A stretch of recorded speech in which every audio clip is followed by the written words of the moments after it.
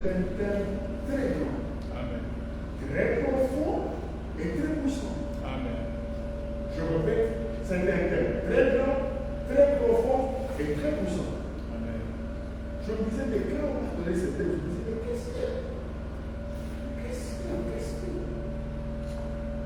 qu'est-ce que l'homme de Dieu veut que nous puissions partager avec l'Église? Et ça m'a provoqué à un niveau où vous n'avez pas été. Amen. Ça m'a provoqué à un niveau où vous n'avez pas été. Je me disais, Seigneur, quelle est la dimension dans laquelle je dois parler? Parce que c'est très profond. C'est des choses dont on peut parler du 1er janvier jusqu'au 31 décembre sans jamais épuiser ça. C'est très profond. Yes. Très profond. Et c'est des choses qui révolutionnent.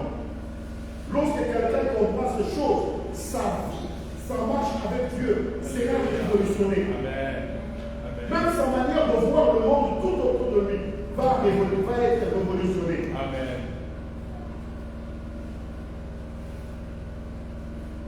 Alors je disais ceci. L'apôtre dit que le Saint-Esprit est le sceau.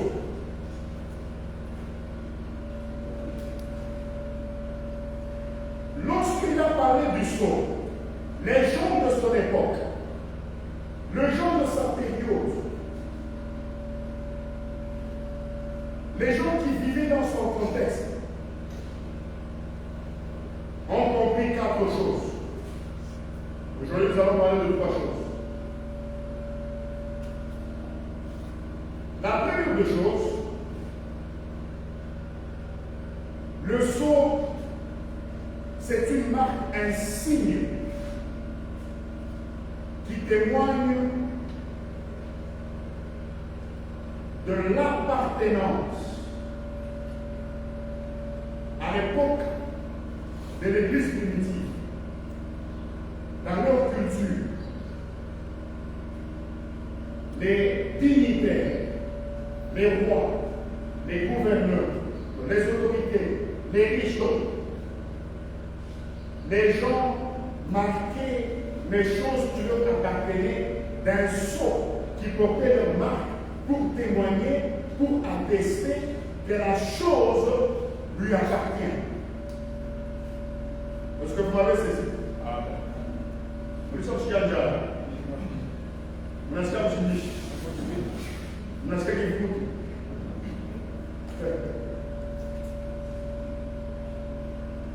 Alors, le sceau confirmé, certifié, témoigné que telle chose appartenait à telle personne.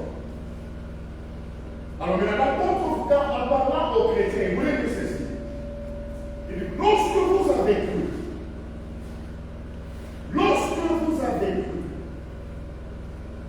en Christ, vous avez cru en l'œuvre qu'il a accomplie à la croix. Vous avez cru à la parole de l'évangile qui vous a été annoncé. Dieu vous a marqué de son sceau pour témoigner que vous lui appartenez. Amen. Vous ne vous appartenez plus à vous-même. Yes. Vous n'appartenez plus à la société dans laquelle vous vivez. Vous n'appartenez plus à vos familles biologiques. Vous n'appartenez plus à vos chefs. Parce qu'à l'époque, il y avait même des chrétiens qui étaient des esclaves, des gens qui travaillent pour les autres. Parce qu'à cette époque-là, l'esclavagisme était encore en vogue. Et vous n'appartenez plus à vos maîtres, mais vous appartenez à Dieu. Amen.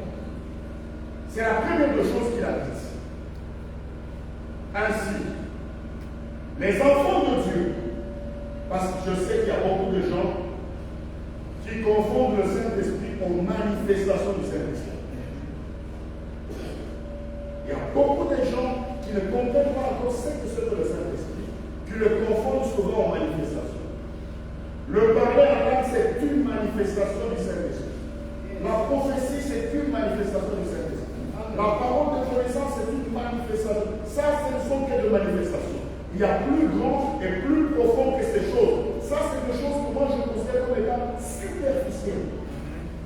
Ce ne sont que des manifestations. Amen. Amen. Les enfants de Dieu doivent aspirer à ces choses, mais ils doivent aller plus profondément, ils doivent aller plus loin que ça. Les dons du Saint-Esprit sont des instruments, des outils que Dieu met dans nos mains pour nous donner la capacité, la possibilité de le servir avec efficacité. Ce sont des instruments comme le marteau, ce sont des instruments comme la tenaille, ce sont des instruments comme la scie, ce sont des instruments comme le maillet, comme les rabots, donc des choses que Dieu met dans nos mains pour le servir. Mais le Saint-Esprit, ce n'est pas ça. Beaucoup de gens se limitent à ces choses. Beaucoup de gens se limitent à ces choses. Le Saint-Esprit, c'est plus grand que ça. Alors, l'apôtre dit ceci. En lui, vous avez cru et vous avez été saints. Lorsque le Saint-Esprit vient dans la vie d'un enfant de Dieu, il est un sceau, il est une marque sur son front, pas son front physique, mais spirituellement, c'est une marque que le Seigneur a placée dans la vie de la personne pour témoigner dans tout l'univers, devant les anges, devant les démons, donc dans le monde des esprits, pour témoigner que la personne sur laquelle ce sceau ou cette marque réside m'appartient. Ainsi, tous ceux qui ont le Saint-Esprit de Dieu appartiennent à Dieu. Voilà pourquoi la Bible dit qu'à tout celui qui n'a pas l'Esprit de Christ, il ne lui appartient pas. Vous avez déjà lu ce verset dans Romains chapitre 8. Donc, ça témoigne de l'appartenance. Le Saint-Esprit témoigne de l'appartenance. J'aimerais bien que vous puissiez me suivre parce que c'est l'introduction. Tout ce que je vais parler dans les autres jours vont se reposer sur ceci. La première chose, l'appartenance. Le Saint-Esprit témoigne que nous appartenons à Dieu, nous n'appartenons pas à nos tribus, nous n'appartenons pas à nos provinces, nous n'appartenons pas à nos nations, nous n'appartenons pas à nos peuples d'origine, nous n'appartenons pas à nos familles biologiques, mais nous appartenons à Dieu. Vous me comprenez? Ça, c'est la première chose. Christ a fait l'alliance avec Dieu à la croix. Après qu'il ait fait l'alliance avec Dieu à la croix, Christ nous a introduits dans son alliance. Vous comprenez? Il a fait avec Dieu l'alliance à la croix. Après qu'il ait fait l'alliance avec Dieu à la croix, il nous a introduits à nous qui avons cru en lui dans son alliance avec Dieu. Ainsi, parce que Christ est fils de Dieu et il nous a introduits dans son alliance avec Dieu, nous sommes devenus ce qu'il est pour Dieu ou ce qu'il est devant Dieu. Nous tenons sa place, c'est-à-dire nous sommes devenus, nous aussi, des fils de Dieu. Dieu nous a adoptés. Vous avez compris? Amen. Dieu nous a adoptés, nous sommes devenus ses fils. Et tel que tu es là, que tu sois une femme, que tu sois un homme, tu es un fils de Dieu. Amen. Et les hommes et les femmes sont des fils. Parce que dans le grec, le terme est au masculin. Nous sommes tous devenus des fils. Tous, nous sommes devenus des fils. Et lorsque Dieu nous regarde, il nous regarde et nous voit comme Christ. Yes. Il nous voit comme il voit Christ. Et dans le cœur de Dieu, nous détenons la place du Christ. Alléluia. Gloire au Seigneur. Et dans l'univers, nous détenons la place du Christ. Amen. Pourquoi? Parce que nous sommes des fils.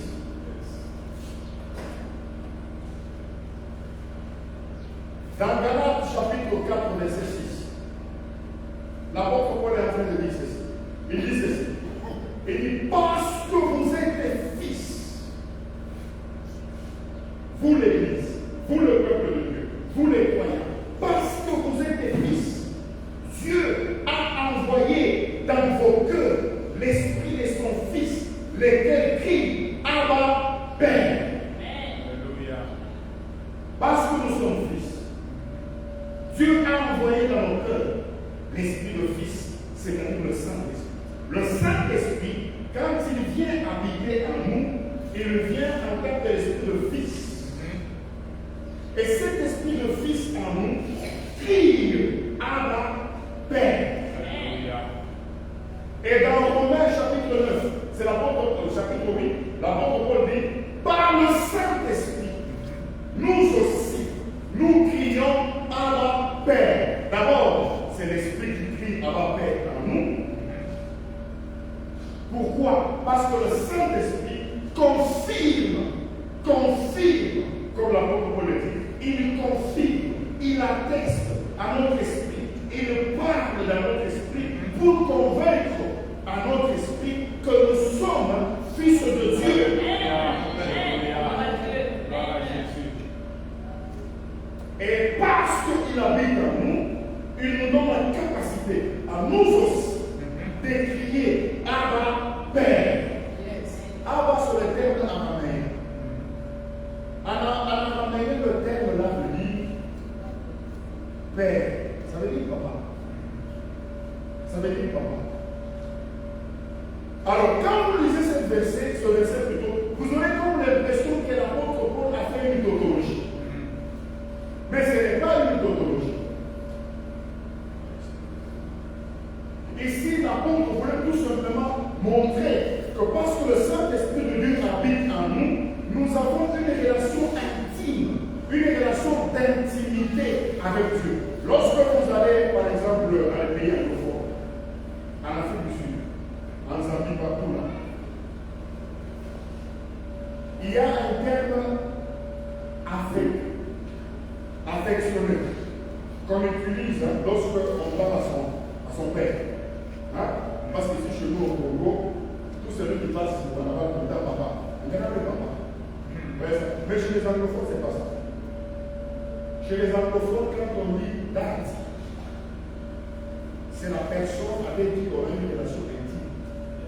La personne que l'on aime, la personne pour qui on a de l'affection, et la personne qui l'on respecte. Vous comprenez? C'est ainsi que chez les anglophones, les grandes personnes, on les appelle oncle. Donc les personnes que l'on respecte, qui sont avancées à l'âge, on les appelle jamais David, on les appelle oncle. C'est lui qu'on appelle David. Hein? C'est celui qui t'a mis au monde. C'est lui qui prend soin de toi. C'est lui qui te prend en charge. C'est lui qui fait des sacrifices pour ta vie. Amen. Vous avez compris? Amen. Alors l'apôtre Paul est en train de montrer aux chrétiens que les chrétiens ne sont pas dans la catégorie des orphelins, comme le reste du monde. Vous comprenez? Parce que le reste du monde considère Dieu comme le créateur. On considère Dieu comme le créateur. C'est lui qui a créé toutes choses.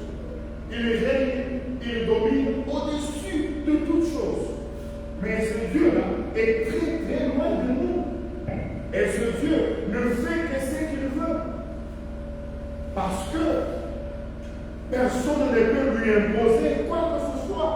Il est souverain. Ce qu'il dit, c'est ce qui arrive. Il décide de lui-même, on ne peut pas l'influencer. Dieu est comme un tyran, comme un empereur, comme un grand dictateur qui est assis sur le trône, qui ne s'occupe de personne, qui s'occupe uniquement de sa volonté. Il est fâché. Il est fâché. Il y a beaucoup de gens qui voient Dieu comme cela.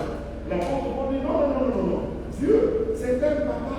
Yes. Pour nous qui sommes chrétiens, nous qui avons cru, nous sommes devenus des enfants de Dieu.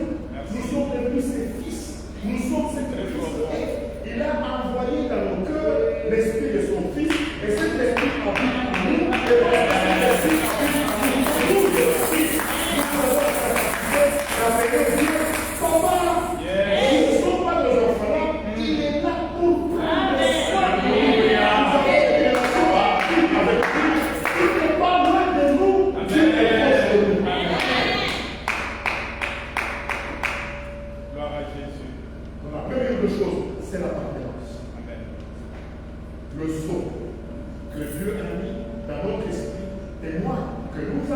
appartenons à Dieu. Nous lui appartenons non pas comme des créatures, mais nous lui appartenons comme des fils. Nous sommes des fils. Et Dieu est notre Père. Il prend soin de nous. Nous ne sommes pas des orphelins. Nous n'avons vraiment pas besoin ou raison de nous inquiéter de quoi que ce soit. Nous inquiéter du lendemain. Parce que nous avons un Père qui a un plan pour nos vies. Merci. Qui s'occupe de nous, qui se démène de nous, pour nous plutôt. Les orphelins sont dans la débrouillardise, dans le début. Je pense que vous en connaissez. Lorsque votre papa meurt, votre maman meurt, tout cela que vous appelez l'oncle et tante disparaissent. Tout change. Vous devenez vous-même père, vous-même mère, vous êtes vous-même oncle, grand-père. Vous devenez tout pour vous. Commencez à dormir. Mais nous, en tant que chrétiens qui avons cru en Christ, nous ne sommes pas dans cette position, nous sommes dans la position de fils. C'est la première des choses que le Saint-Esprit est venu faire dans notre vie. Amen. Et lorsque nous parlons à Dieu, nous lui parlons comme nous parlons à Abba. Père, de la manière qui veut dire Père. Nous lui parlons avec affection. Parce qu'il est notre Père. Il n'est pas seulement le Créateur, il est devenu notre Père. Et il prend soin de nous. La deuxième des choses, j'aimerais bien que vous puissiez suivre les instructions, c'est très long, mais le reste du jour dépend de ce que je vous dis. La deuxième des choses, dans l'ancien temps, le sceau,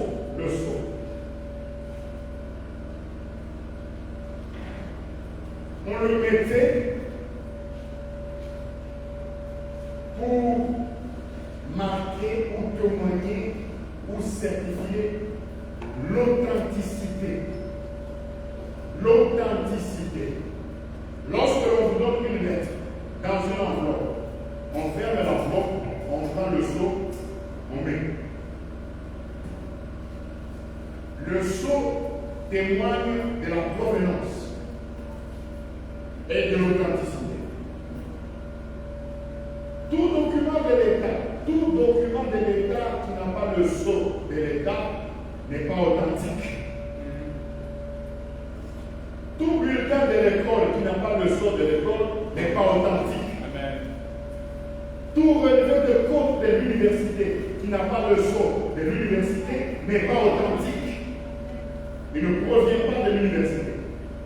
Même si c'est le recteur de l'université qui a établi ça, il sera rejeté parce qu'il n'a pas le sceau de l'université. Tout document signé par le président de la République qui n'a pas le sceau de la présidence n'est pas authentique. Amen. Même si on met la photo du président, ce document n'est pas authentique et ne passera pas. Yes. Voilà pourquoi on mettait le sceau pour témoigner de l'authenticité. Dans la deuxième chose, lorsque le Saint-Esprit vient habiter en nous, le Saint-Esprit est un témoignage qui authentifie notre foi, que nous sommes des chrétiens authentiques. Parce qu'il y a des chrétiens des noms que nous appelons communément des fréquentateurs d'église. Des gens qui viennent tout simplement à l'église comme s'ils venaient à un mouvement social. Vous me comprenez? Les gens qui viennent à l'église comme s'ils viennent à une ritualité. Les gens qui viennent à l'église comme s'ils sont en train de faire du scoutisme, comme des louveteaux. Mais tous ceux qui ont le Saint-Esprit sont fils de Dieu. Ils appartiennent à Dieu. Et le Saint-Esprit, c'est un sceau, une marque qui certifie que ces gens ont la foi authentique. C'est la deuxième chose, l'authenticité. Nous allons revenir sur ceci à partir de demain, parce que c'est très profond. Je ne peux pas qu'on toucher à cela. Et la troisième chose, le sceau, on le mettait pour la la sécurité et la protection. C'est-à-dire ceci. Lorsque l'on prend une lettre, un document, on met dans l'enveloppe. Et puis on colle. L'enveloppe où l'on a collé, on y met un sceau. Ce sceau-là empêche aux gens d'ouvrir l'enveloppe et accéder à ce qui est dans l'enveloppe. On protège ce qui est dans l'enveloppe. Vous qui achetez des choses neuves, quand vous allez au magasin, vous achetez un téléphone tout neuf. Le téléphone, malheureusement, ici chez nous, nous sommes dans un pays aussi qui est dans une catégorie à part, qui n'est pas dans la catégorie des deux autres pays.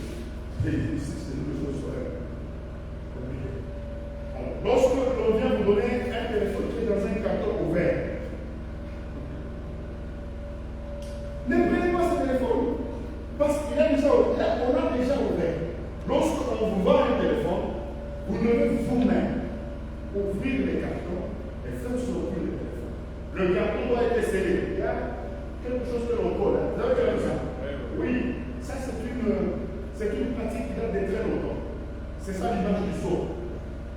C'est pour protéger les contenus et pour confirmer qu'on n'a pas encore accédé à ce qui est à l'intérieur, on n'a pas encore touché à ce qui est à l'intérieur, on n'a encore rien modifié. Ça protège les contenus. Vous avez compris? Amen. C'est ça la troisième chose que le Saint-Esprit fait dans notre vie. Ou le troisième sens, la signification de ce que l'apôtre Paul est en train de parler ici, qu'il appelle le sceau.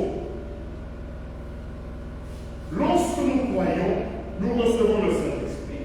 Dieu nous marque de son sceau pour témoigner que nous lui appartenons et confirmer que notre foi est authentique. C'est-à-dire que nous sommes réellement nés de nouveau. La troisième chose, le sceau nous donne la sécurité, la protection. C'est-à-dire quoi? Les choses de l'extérieur n'ont pas accès libre dans notre vie. Les choses de l'extérieur ne peuvent pas nous atteindre avec facilité. Pourquoi? Parce que nous sommes marqués du sang. Quand vous lisez la Bible dit ceci. Dans Apocalypse, l'ange était en train de parler des événements de la fin de temps.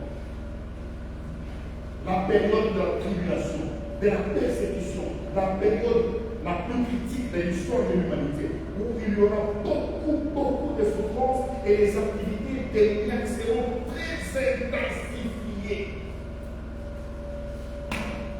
Jean a vu un ange crier,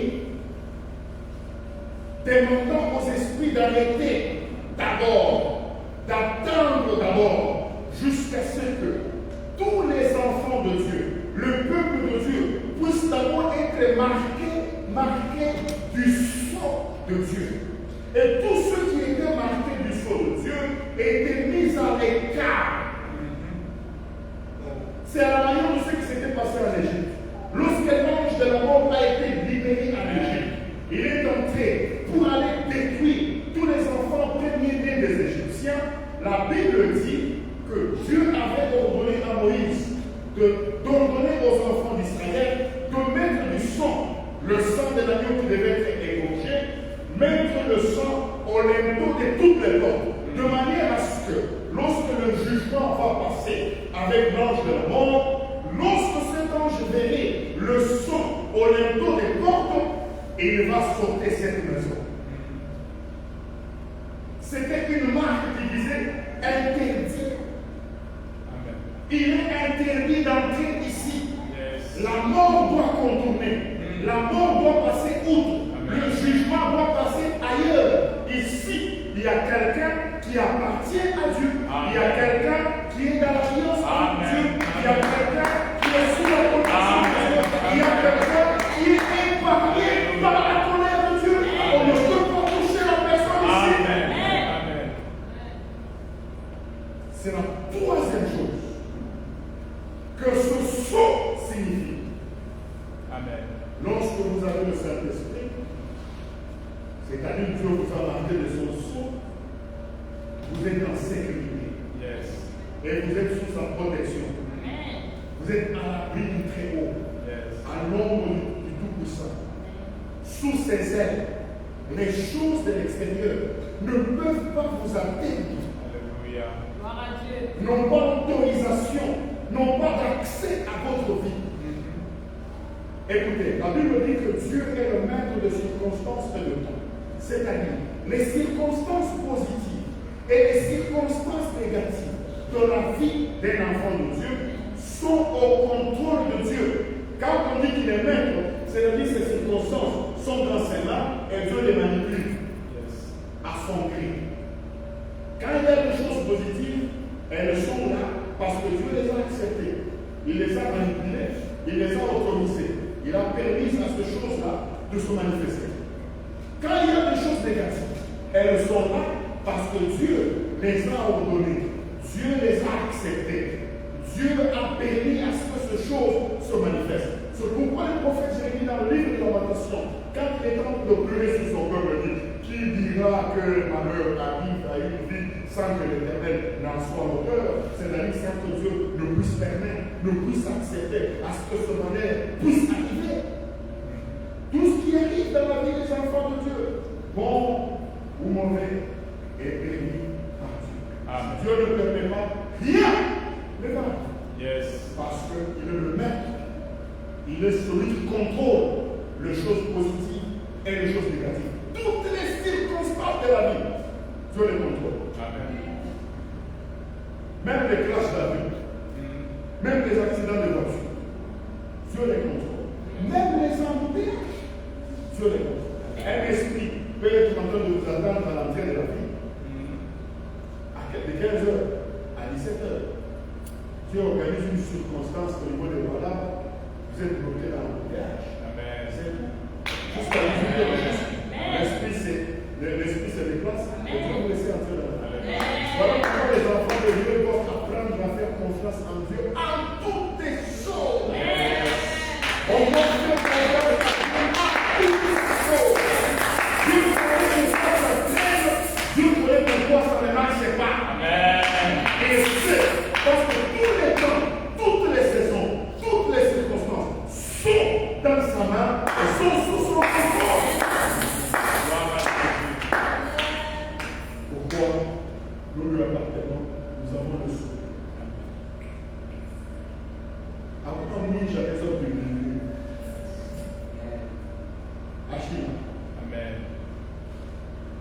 À moins que Dieu ne puisse accepter. Lorsque Dieu ouvre, Dieu lui-même, quand il ouvre, il permet que quelque chose entre dans la vie. La chose doit entrer. Et il sait pourquoi il lui permet la chose. Parce que la Bible dit, toute chose concourt au bien de ceux qui aiment Dieu. Même si c'est des choses qui font mal, Dieu les permet pour notre bien. Yes. Yes. Ça demande tout simplement qu'on lui fasse confiance. Ça demande tout simplement qu'on reste attaché à lui et qu'on laisse le temps passer. On comprendra pourquoi Dieu avait permis que quelque chose qui fasse mal puisse nous atteindre. Amen. Dans la plupart des cas, les enfants de Dieu n'ont pas cette dimension de la marche avec lui. Yes. Il pouvait y aller. Il n'a changé ma façon. Hein? Les enfants de Dieu changent. Je ne sais pas comment m'organise la vie, il va parler de la pilote. Alors, moi, je vais m'organiser ça. Tu t'as regardé les millions pour organiser ça. Il organise à 7. Il y a d'autres qui vont même 30. Il a été là-bas, il est allé là-bas, il est allé là-bas, il est allé là-bas, et il le comprend. La chose ne va pas changer parce que tu vas changer l'église. Elle va changer lorsque le temps de Dieu pour le changement va se manifester. Parce que Dieu est celui qui contrôle les circonstances. Les enfants de Dieu doivent seulement rester attachés à lui, faire confiance à Dieu, continuer à prier et laisser Dieu agir. Accomplir tout ce que la parole de Dieu leur recommande d'accomplir. Et au temps marqué par Dieu, ce qui te dérange là, trouvera une solution. On ne va pas faire une chose de vie. Tu n'as pas besoin de faire ça. Amen.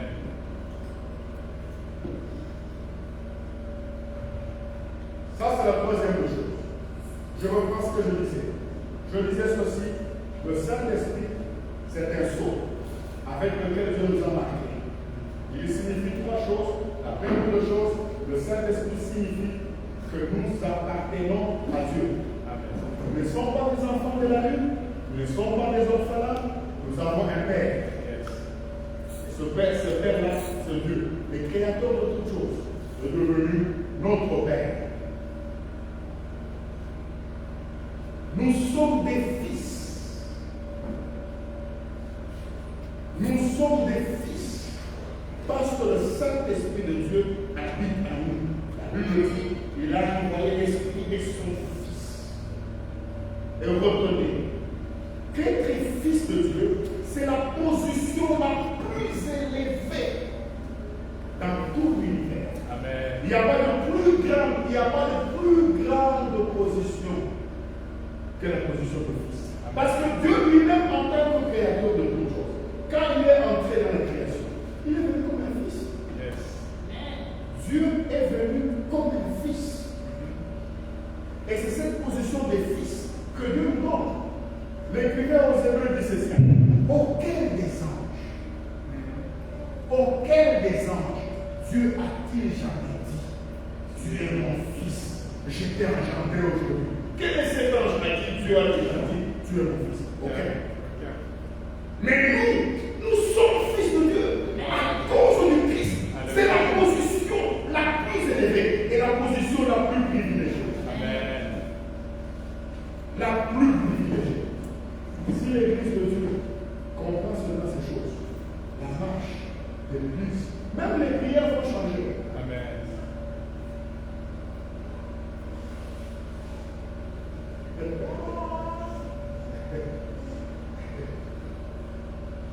Écoutez,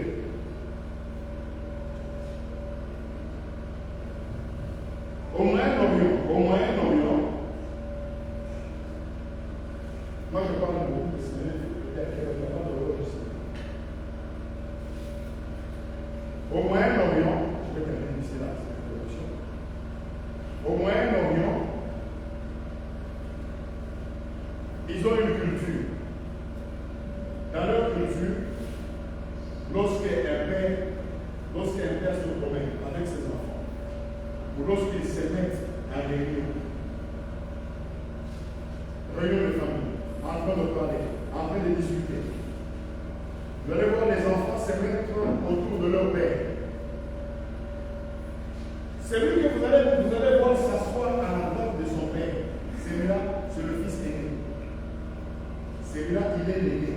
Il se met à la droite de son père. Vous avez compris? Il est l'aîné. Et quelle est la position de l'aîné? Le fils premier-né, il est investi de l'autorité de son père en présence de son père. Son père est là, et lui il est à côté de son père. Il a l'autorité de son père. Il parle et agit avec l'autorité de son père. Ça, c'est la première chose. L'autorité de son père. La deuxième chose, il est l'héritier principal. Il est l'héritier principal de tout l'avoir de son père. L'héritier principal de tout l'avoir de son père.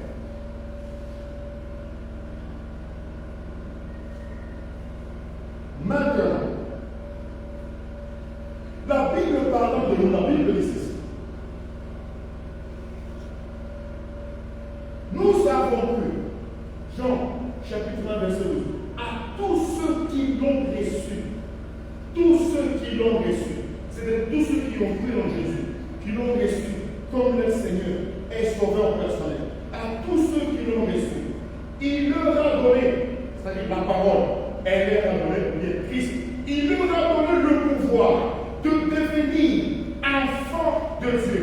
Parce que nous avons cru, Dieu nous a donné le pouvoir de devenir enfants de Dieu. Nous sommes devenus ses enfants.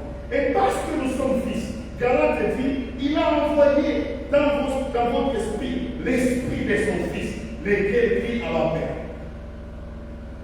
Vous avez compris? Amen. Mais maintenant, l'écrivain au Hébreux dit, nous qui sommes devenus des fils, l'écrivain dit, vous vous êtes approchés de l'assemblée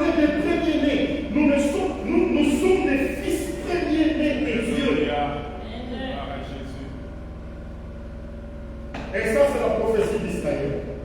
Israël qui était en Égypte, Dieu l'a déclaré comme étant son fils. Dieu a dit aux Égyptiens, à Pharaon, laisse partir mon fils premier-né. Laisse sortir mon fils premier-né. Laisse-le sortir. Si tu ne fais pas sortir mon fils premier-né qui est Israël, moi je vais détruire mon fils premier-né. C'est pourquoi Dieu a détruit tous les premiers-nés des Égyptiens pour qu'Israël puisse sortir. Il a fallu que les premiers-nés des Égyptiens meurent pour que les premiers-nés de Dieu puissent sortir. Amen. Vous avez compris? Amen. Et la Bible dit, nous qui avons cru en Christ, nous sommes devenus des fils premiers-nés de Dieu. C'est-à-dire quoi? Nous sommes des héritiers de Dieu. C'est pourquoi la Bible dit, Dieu nous a ressuscités ensemble et nous a fait asseoir ensemble avec Christ à la droite de Dieu. La droite, c'est là où le Fils premier s'assoit. Le Fils premier s'assoit. Ça, c'est l'anthropomorphisme. C'est-à-dire, Dieu parle de la tête des hommes, Dieu n'a pas de droite, n'a pas de gauche, n'a pas de yeux, la main de Dieu, la droite de Dieu, les yeux de Dieu, l'oreille de Dieu. C'est l'anthropomorphisme. Dieu parle juste pour que nous puissions comprendre. Lui, la tête des hommes, pour parler des réalités spirituelles. En Christ, nous sommes assis à la droite de Dieu. Et en tant que fils premier-né, je vous ai dit que le fils premier-né parle avec l'autorité et le pouvoir de son Père. C'est pourquoi Christ a dit, mon Père agit, moi aussi j'agis. Vous comprenez? Le Père agit et Christ aussi agit. Et c'est ça la place, la position et le privilège que Dieu nous a donné lorsque Dieu nous a donné le service. Ce n'est pas seulement les chrétiens doivent quitter cette dimension. Alléluia. Amen. Nous devons quitter cette dimension des frissons, des tremblements, de sauter, des émotions. Quittons cette dimension. Il y a plus grand que ça. Nous sommes fils. Et parce que nous sommes fils en Christ, nous sommes à la droite du Père, investis de son pouvoir, de son autorité. Et nous avons le privilège d'agir en son nom et d'agir avec son autorité et d'agir avec son pouvoir. Yes. Que le Seigneur nous fasse grâce. Cette semaine ici, que nous puissions beaucoup prier. Amen. Et je vais vous demander d'amener vos Bibles. Amen. Amenez vos Bibles. Nous voulons beaucoup prier. On partage la parole de Dieu. Et on prie aussi. Pasteur, depuis que la semaine dernière, 18h30. Est-ce qu'on ne peut pas aller à 19h? C'est une demande. La prédication commence à quelle heure? 17h30. La prédication commence à 17h30. Ok. On peut aller jusqu'à 19h. Prenez le temps de prier, de chercher la face de Dieu pour que le Seigneur nous fasse grâce. Nous voulons vivre ces choses, quitter la dimension dans laquelle nous sommes, entrer dans une nouvelle dimension, opérer dans une dimension qui jusque-là nous est inconnue. En Christ, il y a des dimensions. Vous m'avez compris? En Christ, il y a des dimensions. La vie spirituelle est semblable à la vie biologique, la vie naturelle. Il y a des enfants qui sont des bébés de 5 mois. Les enfants de bébés de 5 mois, ce sont des humains. Les enfants de 5 ans, ce sont des humains. Les enfants de 20 ans, ce sont des humains. Les jeunes gens de 25 ans, ce sont des humains. Et les hommes matures de 40, 50 ans, ce sont des humains. Tous, ce sont des humains, mais ils ont des dimensions différentes. Même dans les sciences de Dieu, nous avons des âges spirituels différents. Nous devons aller d'un âge à un autre âge, d'une dimension à une autre dimension. Est-ce que le Saint-Esprit qui facilite ces choses? Si nous les comprenons et nous le connaissons, beaucoup de gens s'éliminent seulement au frisson.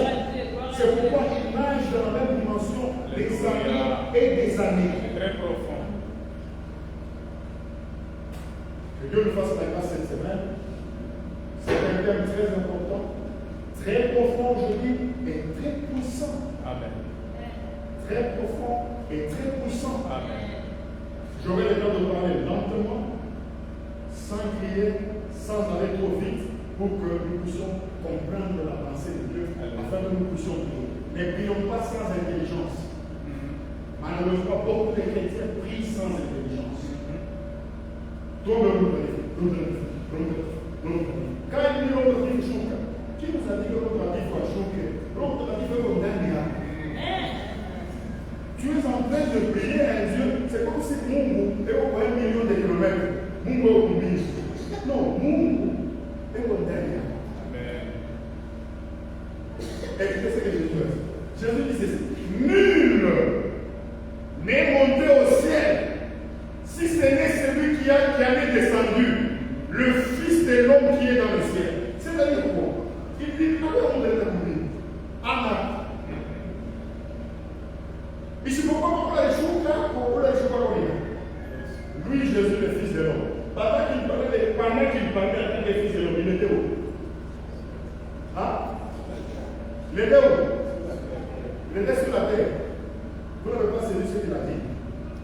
La phrase de Jésus lui dit ceci: lui, le Fils de l'homme, pendant qu'il était sur la terre, parce qu'il est venu du ciel, il est descendu sur la terre, pendant qu'il était sur la terre, il est d'accord aussi. Parce qu'il est Dieu. Jésus était 100% homme, il était 100% Dieu.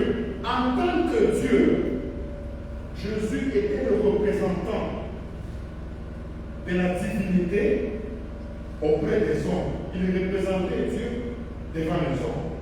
Et en tant qu'homme, il était le représentant de l'humanité, ou bien le représentant des hommes devant Dieu. C'est pourquoi la Bible l'appelle le deuxième Adam. Amen. Vous comprenez? Christ est venu pour nous permettre, ça nous allons entrer en profondeur dans cette chose. Il est venu après.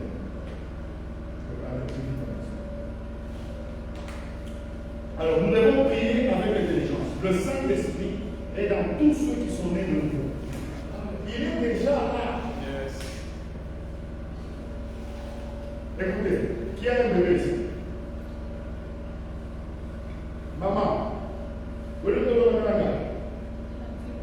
6 mois. 10 mois. C'est un homme, c'est un garçon, mais c'est une fille. C'est une fille, voilà. Vous voyez cet enfant-là? C'est une fille. C'est-à-dire, cet enfant est tout ce que sa mère est. Amen. Et tout ce qu'il y a dans sa mère est dans cet enfant. Amen. Vous comprenez? Yes. Ça veut dire que lorsque l'enfant va grandir, on va prendre d'autres membres pour venir coller à l'enfant. Non. Tout est dans cet enfant. L'enfant doit seulement se développer dans sa nature. Yes. Quand l'enfant se développe jusqu'à atteindre l'âge mature, l'enfant va commencer à produire ce que sa mère produit. Amen. Un enfant de 5 ans, lorsque c'est un mâle, il est comme son père. Il n'y a pas de différence entre lui et son père. La différence, c'est l'âge. Amen. C'est l'âge qui est différence. Quand l'enfant va commencer à se développer, il va devenir un homme. Tout ce que son père fait, il va le faire. Yes. Vous avez compris? C'est la même chose en Christ. Lorsque nous naissons de nouveau, Dieu nous marque de son sceau. Amen. Il envoie l'esprit de son Fils dans notre esprit. Amen. Nous sommes des fils. Dieu nous a adoptés. Nous avons la place du Christ. Lorsque nous prenons sa position, Dieu imprègne même sa nature. Nous allons parler de ces choses. Dieu imprègne même sa nature en nous. C'est à nous de nous développer tout seul. Nous devons seulement nous développer pour manifester ce que le pasteur a dit dans le thème, manifester la divinité. C'est des choses qui sont déjà en nous. Nous devons tout simplement nous développer pour manifester ces choses. Maintenant, pour arriver à se développer, il faut avoir de l'intelligence. C'est la raison pour laquelle nous allons prêcher. Pour qu'on comprenne ces choses, que Dieu ouvre l'esprit de notre intelligence afin que l'on comprenne ces choses et que l'on sache prier. Lorsque vous priez sans intelligence, c'est la raison pour laquelle vous stagnez. 1000 fesses, 1000 ans, vous faites des jours tourner sur place. Vous pouvez chanter, vous pouvez prier, vous pouvez prêcher, vous pouvez faire tout ce que vous pouvez avoir des dons de prophétie, vous pouvez avoir la grâce de la délivrance, vous allez seulement faire ceci. Impossible de manifester la dimension du Christ avant vous, parce qu'il vous manque la dimension de l'intelligence, dans votre manière de prier, dans votre manière d'agir, dans votre marcher avec nous. C'est la raison pour laquelle nous avons besoin d'amener vos Bibles. Amen. Tutasoma Biblia, kisha kusoma Biblia, ndio tunaomba. Tutaomba sans intelligence. Kuomba benye akujua. Roho Mtakatifu. Panapo nasema Roho Mtakatifu, benye mkichao Roho Mtakatifu ni kandeke. Benye Roho Mtakatifu ni kutetemeka. Ça, ce ne sont que des émotions. Oui, le Saint-Esprit peut se manifester dans la vie de quelqu'un et la personne commence à trembler. Mais la manifestation n'est pas le Saint-Esprit. Le Saint-Esprit, c'est la troisième personne de la divinité. Amen. Le Saint-Esprit, c'est Dieu. Il a sa nature. Nous devons connaître sa nature pour parler. Nous devons toucher cette nature-là dans notre vie. Et Dieu a déjà placé ça en nous. Nous avons tout simplement d'avoir de l'intelligence pour savoir ce qu'il faut faire pour nous développer et nous manifester ces choses. Que le Seigneur vous bénisse. Amen.